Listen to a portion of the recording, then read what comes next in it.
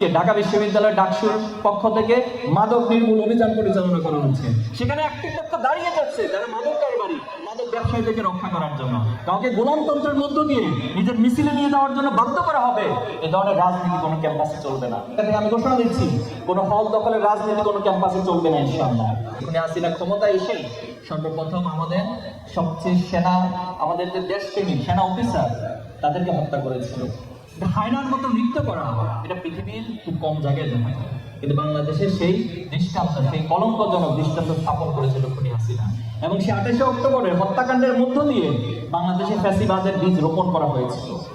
এবং তারই ধারাবাহিকতা আমরা দেখেছি, খুনি হাসিনা ক্ষমতা এসেই সর্বপ্রথম আমাদের সবচেয়ে আমাদের যে দেশপ্রেমিক সেনা অফিসার তাদেরকে হত্যা করেছিল। এরপরে আলেম ওলামাদেরকে হত্যা করা হয়েছিল। শুধুমাত্র 2-3 দিনের ব্যবধানে আল্লামা সাঈদীর রায়কে কেন্দ্র করে সারা দেশে 100-এরও বেশি মানুষকে হত্যা করা হয়েছিল। নারী শিশু থেকে শুরু করে সবাইকে হত্যা করা হয়েছে। এবং আমরা দেখেছি একটা পর্যায়ে এসে জুলাই এবং আগস্ট সংগঠিত হয়েছে, সেখানেও অসংখ্য আমাদের শিশু, বৃদ্ধ থেকে শুরু করে সকল শ্রেণীর পেশার মানুষকে হত্যা করা হলো। কিন্তু আল্লাহ তাআলার পক্ষ থেকে যে আবাবিল নামক পাখি এই প্রজন্ম তারা যখন জেগেও গেছিল, হাসিনা তার সেই ফ্যাসিবাদকে আর ধরে রাখতে পারেনি। কিন্তু দুঃখজনক হলে সত্য, অতীতের মতো করে বাংলাদেশের ত্যাগ তিতিক্ষাগুলো একটা সময় ম্লান হয়ে যায়। এবং আমরা এখনো লক্ষ্য করছি যে জুলাইকে ব্যবহার করে একটা শ্রেণী তাদের নিজেদের আখের গোছানো, নিজেদের পকেট ভারী করা, নিজেদের সম্পদের পাহাড় গড়ার নেশায় মত্ত হয়েছে। কিন্তু আমরা এই প্রজন্ম বিশ্বাস করি, আমরা বেঁচে থাকতে, আবু সাঈদের প্রজন্ম বেঁচে থাকতে কাউকে জুলাই নিয়ে ব্যবসা করতে আমরা দিব না ইনশাআল্লাহ। এবং আবু সাঈদের যে স্বপ্ন, আবু সাঈদের পিতার যে স্বপ্ন, প্রত্যেক শহীদ পরিবারের যে স্বপ্ন, সেই স্বপ্ন আমরাও আমাদের জীবন দিয়ে রক্ষা করবো ইনশাআল্লাহ। এখনো যদি তুমি শহীদ পরিবারের কাছে যাও, তাদের কান্নাগুলো এখনো থামেনি। নায়াসিনামাইড ও স্যালিসাইনিক সমৃদ্ধ লিলি ফেস ওয়াশ যা ফেসের ডেড স্কিন সেল দূর করে দেয় দ্বিগুণ ফাস্টার ব্রাইটেনিং। শহীদ পরিবারের মায়েরা এখনো কান্না করেন, এখন তাদের সন্তানদের জন্য তারা আহাজারি করছে।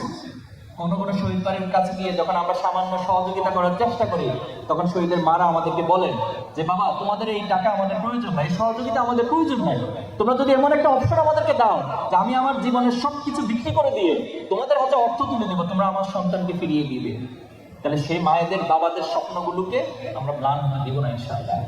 আমরা আবার আবু সাঈদের জেগে উঠবো, আমরা প্রত্যেকেই শহীদের প্রজন্ম হিসেবে আবার জেগে উঠবো, দাঁড়িয়ে যাব। কিন্তু এই সমাজে কোনো ধরনের জুলুমতন্ত্র প্রতিষ্ঠা হতে দিব না, নতুন কোনো ফ্যাসিবাদকে আমরা এখানে কায়েম হতে দিব না। বাংলাদেশের প্রত্যেকটা ক্যাম্পাস থেকে, আমার ছাত্র শিবিরের কেন্দ্রীয় সমিতির জায়গা থেকে আমি ঘোষণা দিচ্ছি, কোনো হল দখলের রাজনীতি কোনো ক্যাম্পাসে চলবে না ইনশাআল্লাহ। কোনো ধরনের ফাউ খাওয়া, ক্যান্টিনগুলোতে ফাউ খেয়ে অন্যদের উপর সেটা চাপিয়ে দেওয়া, বোঝা চাপিয়ে দেওয়া, এই রাজনীতি বাংলাদেশে আর চলবে না। কাউকে গোলামতন্ত্রের মধ্য দিয়ে নিজের মিছিলে নিয়ে যাওয়ার জন্য বাধ্য করা হবে, এই ধরনের রাজনীতি কোনো ক্যাম্পাসে চলবে না। আমরা দেখেছি ক্যাম্পাসগুলোকে ঢাকা বিশ্ববিদ্যালয় ডাকসুর পক্ষ থেকে মাদক নির্মূল অভিযান পরিচালনা করা হচ্ছে।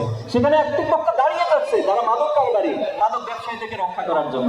এজন্য আমরা তাদেরকেও চিহ্নিত করব, কারা বা সত্যিকার অর্থে ক্যাম্পাসগুলোকে মাদকের অভয়ারণ্যে পরিণত করতে চায়, যারা ক্যাম্পাসগুলোকে অতীতে অস্ত্রের যন্ত্রণাটি তৈরি করেছিল, যারা অস্ত্র দিয়ে ক্যাম্পাসে রাজনীতি করেছিল, এই ধরনের সকল রাজনীতি নির্মূল 2024-এর জুলাই বা 5ই আগস্টে সমাপ্ত হয়েছে। এবং এই সমস্ত বস্তা পচা রাজনীতি কবররচিত হয়েছে। আমরা চাই আগামী দিনে শুধুমাত্র শিক্ষার্থী বান্ধব রাজনীতি হবে এবং শিক্ষার্থীদের মেধা, যোগ্যতা, ছাত্র রাজনীতি হবে।